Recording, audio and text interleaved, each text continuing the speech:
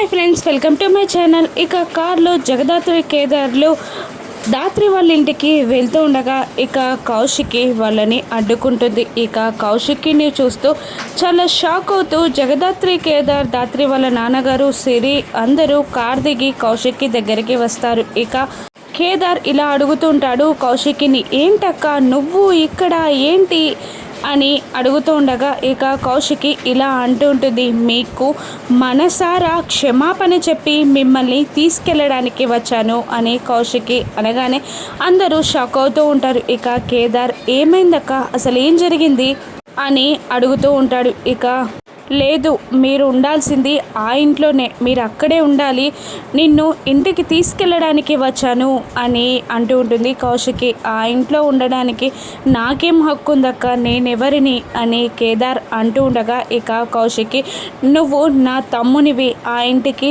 వారసునివి అని అంటూ సూరిమామ చెప్పిన విషయాలన్నీ కేదార్కి చెప్పేసి వాళ్ళని ఇంటికి తీసుకెళ్తూ ఉంటుంది కౌశికి. ఇక కేదార్ దాత్రిల సంతోషానికి అవధులుండవు. ఇక ఇంట్లో కాచి బూచి నిషి వైజయంతి అందరూ పండగ చేసుకుంటూ ఉంటారు. ఇక కాచికి స్వీట్స్ తినిపిస్తూ ఉండగా ఇక అప్పుడే దాత్రి కేదార్లు ఇంట్లోకి రాబోతూ ఉంటారు. ఇక వైజయంతి ఇలా అంటూ ఉంటుంది దాత్రి కేదార్లని, మీకు అసలు సిగ్గు లేదా, ఇంట్లో నుండి వెళ్ళిపోమ్మని మెడ పట్టుకొని బయటికి గెంటేసినా కూడా మళ్ళీ ఇంట్లోకే వస్తున్నారు అని దాత్రి కేదార్లను తిడుతూ ఉంటుంది వైజయంతి. ఇక దాత్రి కేదార్లను చూసి నిషి కాచి అందరూ షాక్ అవుతూ ఉంటారు. ఇక కౌశికి వాళ్ళిద్దరి మధ్యలో నిలబడి, నేను వాళ్ళని ఇంటికి తీసుకొచ్చాను, వాళ్ళు ఇక్కడ నుండి ఈ ఇంట్లోనే ఉంటారు అని అంటూ కేదార్ని ఒక చెయ్యి దాత్రి